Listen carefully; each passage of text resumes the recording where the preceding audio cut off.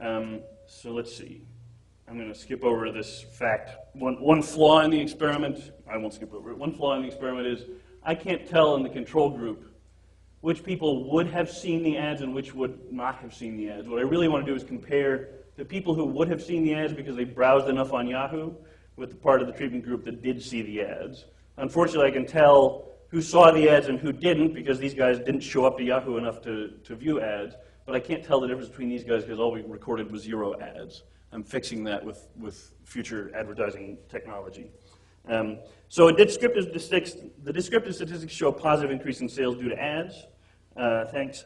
There's a 5-cent difference in these fake dollar amounts. So whereas the control group was buying $1.84, the treatment group was buying $1.89. This is unfortunately not a statistically significant difference because of all that noise that I was talking about and all the dilution with the people in the control group that I can't throw anybody out of the experiment, including the people who saw no ads. I have to compare the whole treatment group to the whole control group.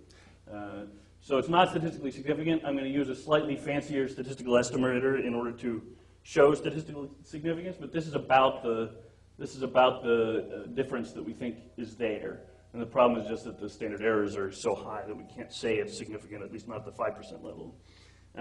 Now, here's a really important slide. Suppose that I use the ComScore methodology that was written up in Harvard Business Review. I want to pretend I don't have any experiments. So I'm going to throw out the control group, which was the thing that I did. I deliberately didn't show ads to a group of people.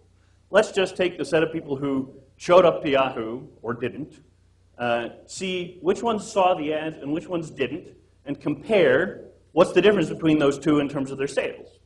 Normally, people would use that to estimate the effects of advertising. What do we get? Well, the people who were exposed bought $1.81.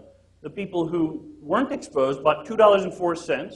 There's a highly statistically significant difference of minus 23 cents for the effect of advertising. That is, we're decreasing sales by more than 10% if we use this measure. That's not really what's going on. This is not a causal effect. I'm grabbing two different populations who behave differently on Yahoo.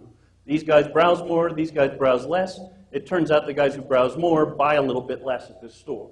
And what we want to know is for the same group of people, how much more would they buy if we showed them ads? I'll try to convince you of that last assertion by showing you the data before there was any advertising delivered.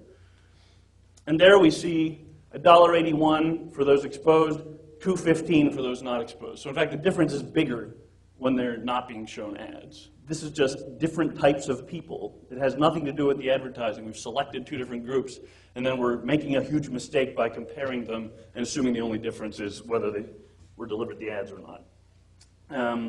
So ad exposures appear to have prevented a normal decline in sales during this time period, and my estimate is that sales have increased relative to everybody else. So the guys who were exposed had no change in their sales, $1.81 to $1.81. The guys who we deliberately didn't show any ads have a 10-cent decrease in sales.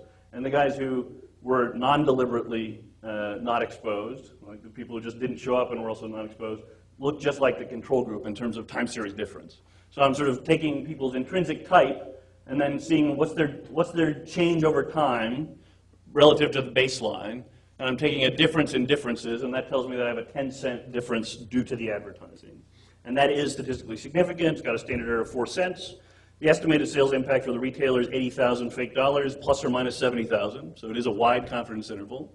But compare that with the cost of the ads, which was only 20,000 fake dollars. And so we have incremental revenues that are 4 times the cost of the ads. Because this retailer is thought to have markups of about 50%, they're actually doubling their money on this particular ad campaign. Offline and online, what I can show you is that 93% of the effect happens offline, only 7% happens online. We don't capture the effects only by restricting to clicks, because while the clickers have a much bigger difference relative to the control group, the people who view also have a big difference. And when we multiply 14 cents by 93%, we get a bigger number than we multiply a 50-cent effect times only 7% of the population. And so actually 78% of the effect occurs with the people who viewed but didn't click. So conclusion, Online display advertising increases both online and offline sales, 5% increase in revenue. Total revenue effect is about 4 times the cost of the ads. Perhaps more if the effects are persistent over time, or another thing I'm worried about, if the matching of records is imperfect, that means I'm accidentally putting some people from the treatment group into the control group. I think they're in the control group. So I'm showing ads to some people in the control group. That's going to bring treatment and control closer to each other than they really should be if I measure everything correctly. So I could be underestimating. 93% of this increase in sales occurs offline.